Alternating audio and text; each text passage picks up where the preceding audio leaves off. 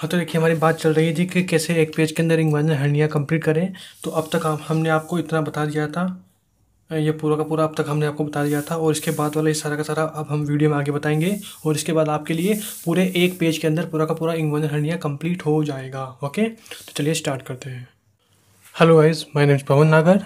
तो हमारी बात चल रही थी इंग्वाइनल हर्निया के ऊपर। और देखिए हमने एक तो आपको ये पूरा का पूरा पेज बता दिया था फर्स्ट वीडियो में, एंड उसके बाद हमने आपको ये पूरा का पूरा बताया था। और इस वीडियो को हमने छोड़ा था ये पूरा बता के, हमने आपको बताया था लास्ट में कि अब हम आएंगे इसकी लेयरिंग्स पर, कि लेयरिंग मतलब लेयर्स पर, कि जब भी हमारा कोई भी एब्डोमिनल विसरा बाहर प्रोट्रूड होती है, एब्डोमिनल विसरा बाहर प्रोट्रूड होती है, तो जो वो हर्निया का सेक बनता है, उस सेक की लेयरिंग्स क्या क्या होती है, उसके क्या क्या लेयर्स होती है। तो देखिए ऑफ कोर्स हम पहले डायरेक्ट इंग्वाइनल हर्निया के लेयर्स की बात करेंगे, एंड देन फिर इनडायरेक्ट की बात करेंगे, एंड देन फिर डायरेक्ट इंग्वाइनल हर्निया की लेयर्स की बात करेंगे कि जो हर्नियल सेक होता है उसकी लेयर्स क्या क्या होती हैं। और देखिए ये लेयर्स आपको तब समझ में आएगी जब आपका इंग्वाइनल कैनाल कंप्लीट होगा, क्योंकि विदाउट इंग्वाइनल कैनाल आपको इंग्वाइनल हर्निया रखना पड़ेगा। तो मैं आपसे फिर से सजेस्ट करता हूं कि आप हमारी इंग्वाइनल कैनाल वाली वीडियो पूरी देख लीजिए। उसमें भी हमने वही एक पेज के अंदर पूरा का पूरा इंग्वाइनल कैनाल कंप्लीट कर रखा है, जो कि आपको साइड में आई बटन पे मिल जाएगा, ताकि आपके लिए इंग्वाइनल हर्निया बहुत सिंपल हो जाए। अब आते हैं इनकी लेयर्स पर। तो देखिए लेयर्स में सबसे पहले मैं बात कर रहा हूँ इनसाइड टू आउटसाइड। ओके, अंदर से बाहर हर्नियल जो सेक होता है उसकी लेयर्स क्या क्या होती हैं। तो सबसे पहले यहाँ पर होगी पैराइटल पेरिटोनियम,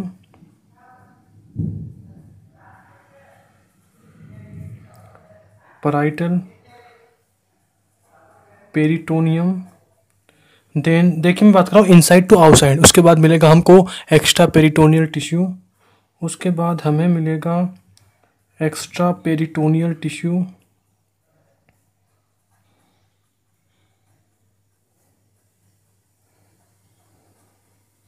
देन थर्ड पे मिलता है हमें इंटरनल स्पर्मेटिक फेशिया,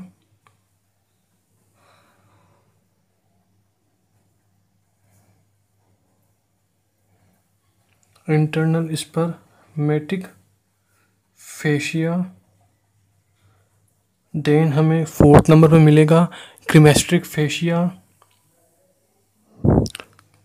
देखिए मैंने ये पहले इंग्वाइनल कैनाल में सब कंप्लीट कर रखा है, तभी मैं लिख रहा हूँ। ये रटने का नहीं है, ये रटने का नहीं है। अगर आपको इंग्वाइनल कैनाल्स की सारी एंटीरियर एंड पोस्टीरियर बाउंड्रीज आती हैं तो आपके लिए बिल्कुल सिंपल है, या फिर आपको अगर टेस्टिस की कवरिंग्स आती है सारी की सारी, तो आपके लिए ये वाली लेयर्स बिल्कुल सिंपल हो जाएगी। ओके, तो ये सारा हमने टेस्टिस की कवरिंग्स और इंग्वाइनल कैनाल की बाउंड्री कहाँ बता रखी है, हमारी इंग्वाइनल कैनाल वाली प्लेलिस्ट में, जो कि आई बटन पर मिल जाएगी। तो यहाँ पे आएगा क्रीमेस्ट्रिक फेशिया, क्रीमेस्टेरिक फेशिया। और इससे देखिए एमसीक्यू पिकअप होता है ओके इन लेयर्स से। एंड इसके बाद होगा हमारे पास external spermatic fascia, external spermatic fascia.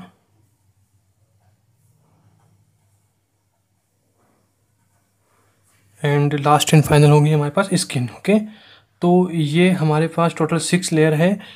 Of course skin सबसे बाहर होगी, तो ये इस साइड क्या होगी, सबसे अंदर होगी। तो अंदर से बाहर लेयर्स बता रहे हैं हम इनडायरेक्ट इंग्वाइनल हर्निया में, कि जो इनडायरेक्ट इंग्वाइनल हर्निया में जो इंटेस्टाइन का लूप प्रोट्रूड होता है बाहर की तरफ, उसकी लेयर्स क्या क्या होती है। तो सबसे अंदर मिलेगा parietal peritoneum, extra peritoneal tissue, then internal spermatic fascia, then cremasteric fascia, then external spermatic fascia and skin. आपको पता लग ही रहा होगा स्पर्मेटिक मतलब हम बात कर रहे हैं कहीं ना कहीं टेस्टिस से रिलेटेड। ओके, ये हो गया। उसके बाद देखिए जो इसकी लेयर्स है वही डिट्टो इसकी लेयर्स होती है, बस एक दो का डिफरेंस है। और जो नाम यहाँ लिखे हैं वही नाम हम यहाँ पर लिखेंगे डायरेक्ट इंग्वाइनल हर्निया वाली, डायरेक्ट इंग्वाइनल हर्निया के सेक की लेयरिंग्स में। ओके, उनके लेयर्स में। तो जो इसकी फर्स्ट लेयर होती है, मतलब सबसे अंदर वाली होती है, वो सेम होती है। जो नाम यहाँ लिखा है वही यहाँ नाम यहाँ लिखना पड़ेगा मुझे। तो पैराइटल पेरिटोनियम। ओके, मैं शॉर्ट में लिख रहा हूँ, अब यही नाम आपको यहाँ रिपीट करना है। सेकंड नंबर पे यहाँ क्या था, एक्स्ट्रा पेरिटोनियल टिश्यू। तो यहाँ पर भी क्या मिलेगा आपको, यहाँ पर भी आपको एक्स्ट्रा पेरिटोनियल टिश्यू मिलेगा। तो यहाँ पर भी आपको एक्स्ट्रा पेरिटोनियल टिश्यू मिलेगा। ओके, तो डे टू सेम लेयर है। नंबर थर्ड कौन सी है, इंटरनल स्पर्मेटिक फेशिया।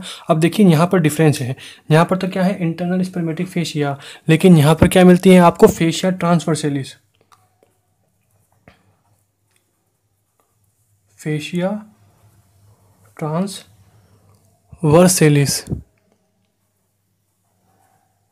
अभी बताएंगे आप फाशिया ट्रांसवर्सेलिस क्यों आया है। देखिए अगर आप वही यहाँ पे इसका भी रीजन आपको कहाँ मिलेगा, मतलब इसका भी आपको सॉल्यूशन कहाँ मिलेगा कि यहाँ पर इंटरनल स्पर्मेटिक फेशिया है, यहाँ पर ये है क्यों, क्योंकि इसका रीजन भी आपको इंग्वानल कैनाल में मिलेगा। अभी बताते हैं, आपको पूरा एक्सप्लेन करेंगे। पहले पूरे नाम लिख लेते हैं। देन नंबर 4 पे आएगी क्रीमेस्ट्रिक फेशिया, तो यहाँ पर भी मिलेगा आपको क्रीमेस्ट्रिक fascia.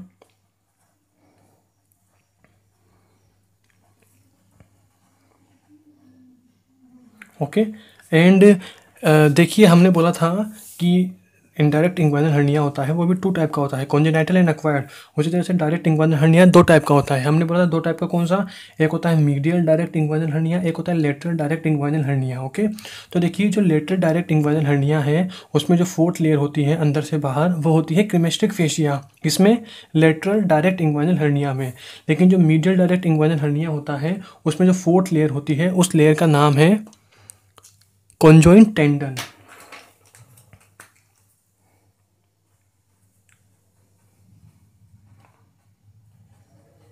Conjoint JOINT conjoint tendon. Okay तो ये मिल गया हमारा कॉन्जॉइंट टेंडन किसमें, मीडियल डायरेक्ट इंग्वाइनल हर्निया में। ओके तो मीडियल डायरेक्ट इंग्वाइनल हर्निया में 4th लेयर कॉन्जॉइंट टेंडन होगी और सारी सेम होगी, और लेटरल डायरेक्ट इंग्वाइनल हर्निया में 4th लेयर क्रीमेस्ट्रिक फेशिया होगी और सारी लेयर सेम होगी। एंड उसके बाद इसकी नंबर 5th लेयर क्या थी, देखिए 1 2 3 4 1 2 3 4, इसकी 5th लेयर यहाँ लिखते हैं external spermatic fascia.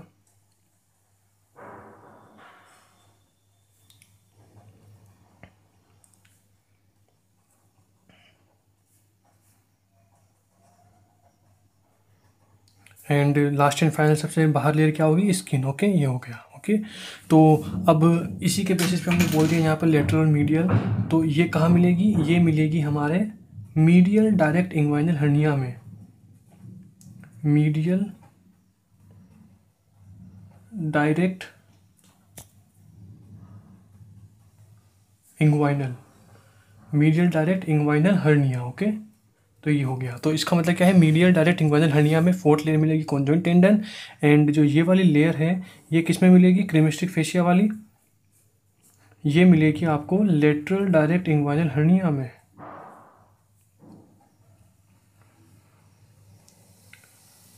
Lateral direct inguinal hernia. Okay तो अब आपको बताते हैं ओवरऑल, आपसे कोई पूछे कि इनडायरेक्ट हर्निया की लेयर, इनडायरेक्ट हर्निया का जो सेक होता है, जो बाहर प्रोट्रूड होता है, बाहर प्रोट्रूशन के बाद जो सेक बनता है उसकी लेयर्स क्या होगी, सबसे अंदर होगी parietal peritoneum, then extra peritoneal tissue, then internal spermatic fascia, cremasteric fascia, external spermatic fascia और स्किन। ये किसकी है, इनडायरेक्ट हर्निया वाले सेक की। अब आपसे कोई पूछे ओवरऑल, आपसे पूछे कि डायरेक्ट इंग्वाइनल हर्निया की जो शेक होता है उसकी लेयरिंग्स क्या होती है, उसकी लेयर्स क्या होती है, तो आपको ये सारी बोलनी है। Parietal peritoneum, extra peritoneal tissue, fascia transversalis, cremasteric fascia. Cremasteric fascia किस में बोलेंगे, लेटरल डायरेक्ट इंग्वाइनल हर्निया में। कॉन्जॉइंट टेंडन किस में बोलेंगे, मीडियल डायरेक्ट इंग्वाइनल हर्निया में। देन एक्सटर्नल स्पर्मेटिक फेशिया और स्किन। ओके और आपसे अब कोई पूछे स्पेशली कि लेटरल डायरेक्ट इंग्वाइनल हर्निया की लेयर्स क्या क्या होती है, इसमें जो सेक बनता है उसकी लेयर्स क्या क्या होती है, तो लेटरल में आपको इसको हाइड कर देना है और ये सारी की सारी लेयर्स बोल देनी है लाइन से, पैरेटल पेरिटोनियम ये वाले। ओके तो इसको हाइड करके किसके लिए, लेटरल डायरेक्ट इंग्वाइनल हर्निया के लिए कॉन्जॉइंट टेंडन को हाइड कर दो, ये सारी बोल दो। अगर आपसे कोई पूछे मीडियल डायरेक्ट इंग्वाइनल हर्निया की लेयर्स क्या क्या होती हैं, तब आपको क्या करना पड़ेगा, क्रीमेस्ट्रिक फेशिया को हाइड करना पड़ेगा और ये सारी की सारी 6 लेयर 1 2 3 4 5 6। ओके तो कोई ना, मीडियल में आपको 4th पर कॉन्जॉइंट टेंडन डालना है एंड लेटरल पर आपको 4th पोजीशन पर क्रीमेस्ट्रिक फेशिया डालना है। ओके तो ये सारा का सारा था हमारा लेयर्स ऑफ सेक। ओके कि लेयर्स ऑफ हर्नियल सेक की इंटरनल में क्या होगी और सॉरी इनडायरेक्ट में क्या होगी और डायरेक्ट में क्या होगी। हाँ तो देखिए सारी लेयर्स हमने यहाँ पे आपको पूरा एक्सप्लेन कर दिया। अब समझे कैसे, तो हमने बोला समझने के लिए कहाँ जाना पड़ेगा आपको, इंग्वाइनल कैनाल पर। तो देखिए ये डायग्राम हमने ड्रॉ किया था इंग्वाइनल कैनाल में, और ये क्या है, this is right inguinal canal का सुपीरियर व्यू। ओके ये डायग्राम हमने ड्रॉ कर दिया है कहाँ पर, इंग्वाइनल कैनाल वाले वीडियो में, आई बटन पर मिल जाएगी। अब देखिए हमने आपको यहाँ पर पूरी की पूरी इसकी लेयर्स बताई थी बाहर से अंदर, बाहर मतलब 1 2 3 एंड देन 4, 5, 6, 7, 8, 9। इन 9 पॉइंट्स के अंदर आपको हमने पूरी की पूरी लेयर्स बताई थी इंग्वाइनल कैनाल्स की, सॉरी हमारे एब्डोमिनल वाल की। ओके, सबसे बाहर होती है स्किन, उसके बाद होती है सुपरफिशियल फेशिया। सुपरफिशियल फेशिया को हम 2 पार्ट में डिवाइड करते हैं, फेशिया कैम्पर एंड फेशिया स्कार्पा। तो हमने बोला था C4 केट सबसे पहले आता है और S4 सन बाद में आता है। तो एक पे होगी skin, then fascia Camper, then fascia Scarpa, then number 4 पर होगी एक्सटर्नल ओब्लिक एपोन्यूरोसिस, नंबर 5 पर होगा इंटरनल ओब्लिक, 6 पे होगा ट्रांसवर्स एब्डोमिनिस, 7 पर होगा फेशिया ट्रांसवर्सलिस एंड 8 पर होगा एक्स्ट्रा पेरिटोनियल टिश्यू एंड 9 पर होगा हमारा पेरिटोनियम। ओके, तो ये इन 9 पॉइंट्स के अंदर आपको हमने पूरी की पूरी लेयर्स बताई थी। और देखिए यही लेयर्स ये हैं यार, जो टेस्टिस के चारों तरफ की लेयरिंग्स है वो किससे बनती है? ऑफ कोर्स एब्डोमिनल वाल से ही बनेगी ना, क्योंकि टेस्टिस एब्डोमिनल वाल को प्रेशर डालते हैं और नीचे की तरफ लटक जाते हैं बाय बर्थ।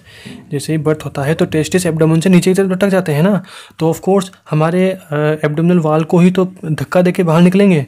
तो जो लेयर्स एब्डोमिनल वाल की होगी वही ऑफ कोर्स टेस्टिस की होगी, बस नाम चेंज हो जाएगा, लेकिन डराइव्ड तो हमारे एब्डोमिनल वाल की लेयर से ही होगी। एब्डोमिनल वाल में उस लेयर को कुछ और बोल दिया और टेस्टिस में उसी लेयर को कुछ और बोल दिया, बात तो वही होगी ना। अब अप्लाई करते हैं, तो देखिए अप्लाई करने की बात यह है कि सबसे पहले स्किन, देखिए स्किन है यहाँ पर, एंड देन फिर क्या है सुपरफिशियल फेशिया। तो देखिए हमने सुपरफिशियल फेशिया को यहाँ कंसिडर नहीं किया है, तो आप सुपरफिशियल फेशिया को हट जाना, कोई ज़्यादा काम का नहीं है। सुपरफिशियल फेशिया हम एब्डोमेन में ही देखते हैं, क्यों? क्योंकि हम जब सर्जरी पॉइंट ऑफ व्यू से, ओके, तो सुपरफिशियल फेशिया इसके लिए भूल जाना। देन क्या है इंटरनल ओब्लिक मसल, और आपको पता, सॉरी फिर पहले आएगा एक्सटर्नल ओब्लिक मसल। तो एक्सटर्नल ओब्लिक मसल क्या बनाती है? External spermatic fascia. मतलब कि external oblique muscle, external oblique aponeurosis, ये कहाँ बोलेंगे? एब्डोमेन में। और यही जब हमारे टेस्टिस में लेयर बनाएगी, यही लेयर जब हमारे टेस्टिस में लेयर बनाएगी तो उसे क्या बोल देंगे? External spermatic fascia. ओके, उसके बाद आते हैं इंटरनल ओब्लिक और ट्रांसवर्स एब्डोमिनिस। ये दोनों की दोनों लेयर्स तो कहाँ होगी? एब्डोमेन में। और ये दोनों लेयर्स टेस्टिस में क्या बनाएगी? ये दोनों लेयर्स टेस्टिस के चारों तरफ कवरिंग करके बनाती हैं क्रीमेस्ट्रिक फेशिया। ओके, तो क्रीमेस्ट्रिक फेशिया बनता है internal oblique muscle and transverse abdominis muscle से। उसके बाद आता है इंटरनल स्पर्मेटिक फेशिया। ये किससे बनता है? अब देखिए नंबर 7 पे क्या है? फेशिया ट्रांसवर्सलिस।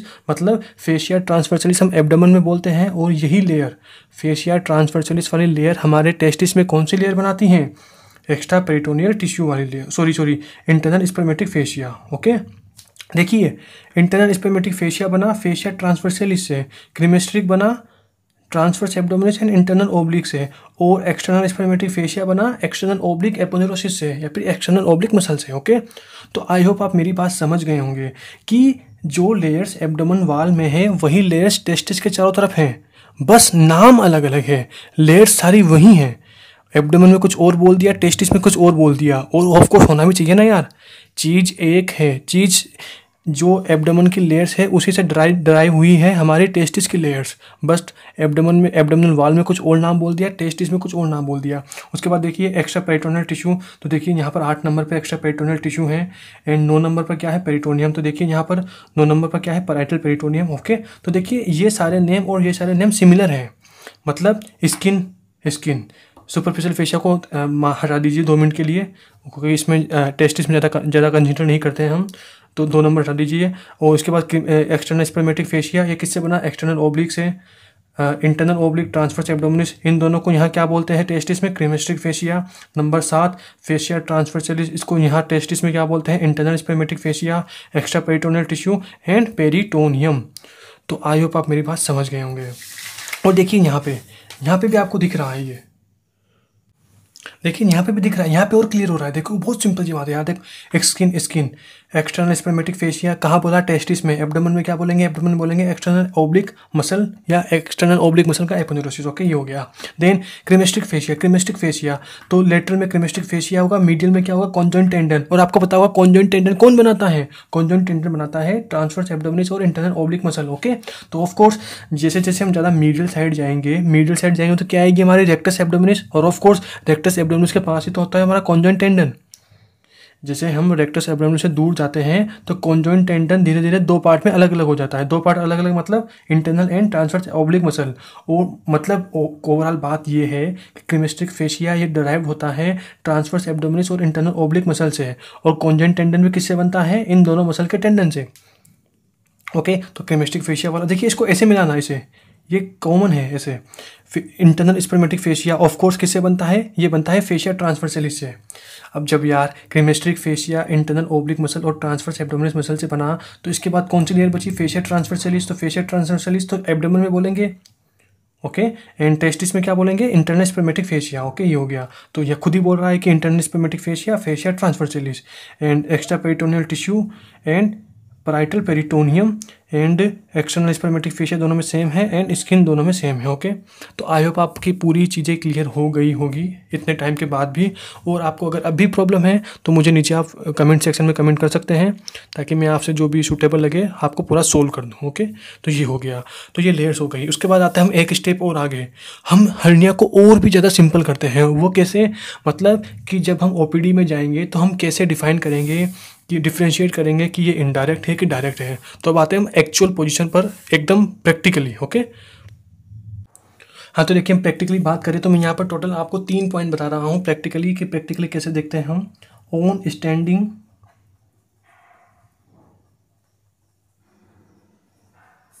नंबर सेकंड पॉइंट होगा हमारे पास ऑब्स्ट्रक्शन,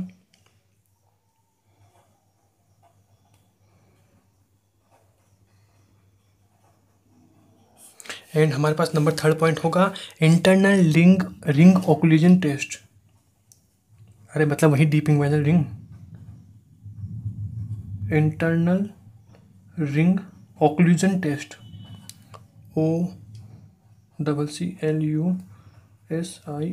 ओके, टेस्ट। ओके, तो देखिए बेसिकली इन तीनों चीज़ों को हम यूज करते हैं डिफ्रेंशिएट करने में कि डायरेक्ट है कि इनडायरेक्ट है। अब फर्स्ट वाला क्या है? ऑन स्टैंडिंग, मतलब आपके पास कोई हर्निया का पेशेंट आया एकदम रियली ओपीडी में, तो आपको पेशेंट, आप क्या करेंगे? पहले पेशेंट को बिठा देंगे, चेयर पर बैठ जाइए। अब आप बोलेंगे उसे आप खड़ी हो, अब आप खड़ी होइए, मतलब ओके, मतलब आप उसके मतलब पहले बात है बंदे को पूरा नेक्ड कर देते हैं। ओके, क्योंकि आपको हर्निया देखना है ऑफ कोर्स, तो आपको पूरे जेनिटल ऑर्गन्स देखने पड़ेंगे उसके। ओके, क्योंकि वही टेस्टिस के आसपास मिलेगा। तो पहले उसको चेयर पर बिठा देंगे, फिर उससे बोलेंगे आप स्टैंड अप होइए। तो जैसे बंदा स्टैंड अप होता है ना, तो उसकी जो होता है ना प्रोट्रूशन, जो एब्डोमिनल विसरा का प्रोट्रूशन है, तो जब बंदा खड़ा होता है तो वह स्वेलिंग बाहर नहीं आती है, बाहर आती है। मतलब क्या बाहर आती है बाहर नहीं आती है, बताते हैं आपको।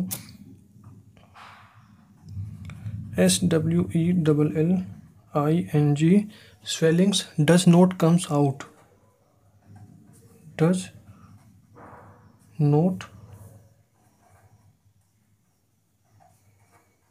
comes out। ओके, इसमें क्या होगी? Swelling comes out.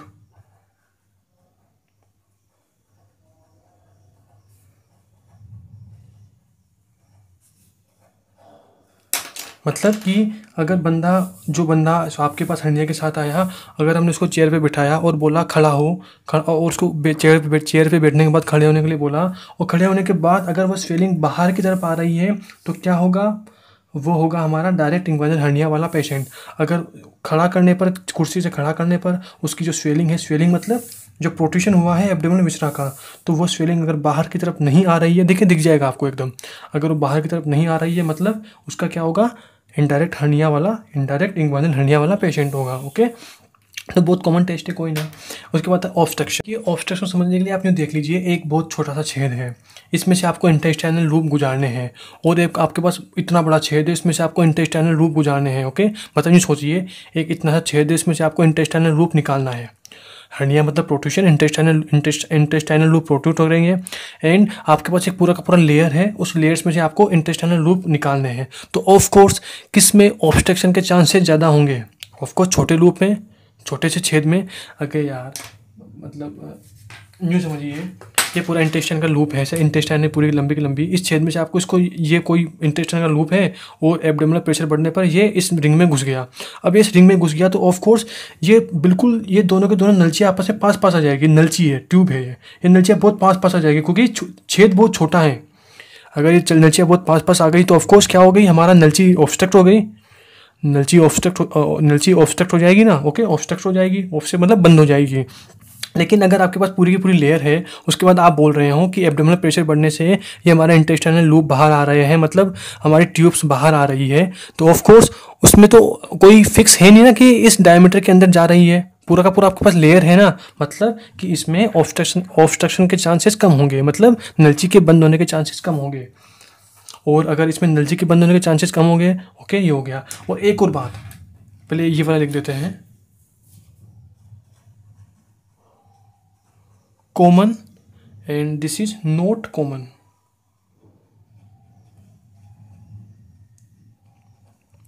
अब देखिए इसी के बाद एक और चीज़ देखते हैं, हम देखते हैं उसका एकदम नेक वाला पोर्शन, जो हमारा हर्निया जो प्रोट्रूशन हुआ है बाहर की तरफ, उसका जो नेक वाला पोर्शन है, मतलब कि ये चीज़ इसे बाहर की तरफ प्रोट्रूड हो गई, तो जो ये नेक वाला पोर्शन है, इस नेक वाले पोर्शन को हम पकड़ते हैं, जो गोला किया है इसको हम हाथ से पकड़ते हैं। तो मतलब अगर ये नेक वाला पोर्शन बहुत छोटा होगा तो क्या होगा, इनडायरेक्ट इंग्वाइनल हर्निया। अगर ये बड़ा होगा तो क्या होगा, डायरेक्ट इंग्वाइनल हर्निया। कैसे यार, हमने बोला ना कि ये किससे होता है, डीप इंग्वाइनल रिंग से। मतलब डायमीटर फिक्स है कि इस डायमीटर के अंदर आपको नलची डालनी है, जो हमारे इंटेस्टाइन्स के लूप्स होते हैं इस डायमीटर के अंदर डालने हैं, डीप इंग्वाइनल रिंग के अंदर डालने हैं, मतलब डायमीटर फिक्स है। तो ऑफकोर्स इसके ऑब्स्ट्रक्शन के चांसेस ज़्यादा होंगे, हमारे गट के इंटेस्टाइनल लूप के चांसेस ज़्यादा होंगे। और ऑफकोर्स जब हम इस टाइप की हर्निया को जो रिंग से आएगा, डीप इंग्वाइनल रिंग से आएगा, उसको जब हम रूट से पकड़ेंगे, उसकी नेक से पकड़ेंगे, तो ऑफकोर्स उसका जो नेक होगा वो छोटा दिखेगा हमको। और यहाँ तो पूरा का पूरा लेयर्स पे प्रोट्रूड कर रहा है, तो इसकी नेक हमें बड़ी दिखेगी एज कम्पेयर टू दिस। तो इनडायरेक्ट में हमारी हर्निया की नेक कम होती है, इसमें हम पकड़ते हैं तो उसकी नेक बहुत बड़ी दिखती है। ओके, तो ये भी एक देखने का है। तो यहाँ लिख रहा हूँ मैं नैरो नेक। नैरो नेक क्यों है, क्योंकि यार रिंग से जा रहा है, डायमीटर फिक्स है। और ऑब्स्ट्रक्शन भी क्यों होगा, क्योंकि रिंग, ऑब्स्ट्रक्शन भी कॉमन क्यों होगा, क्योंकि रिंग से जा रहा है। तो यहाँ लिख रहा हूँ मैं narrow neck and narrow neck of hernial sac.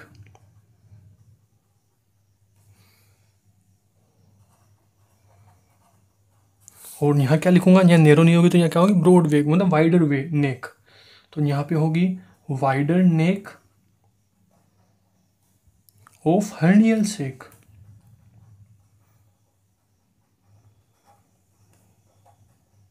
Okay, ये क्लियर हो गया। उसके बाद आते हैं third point, internal ring occlusion test.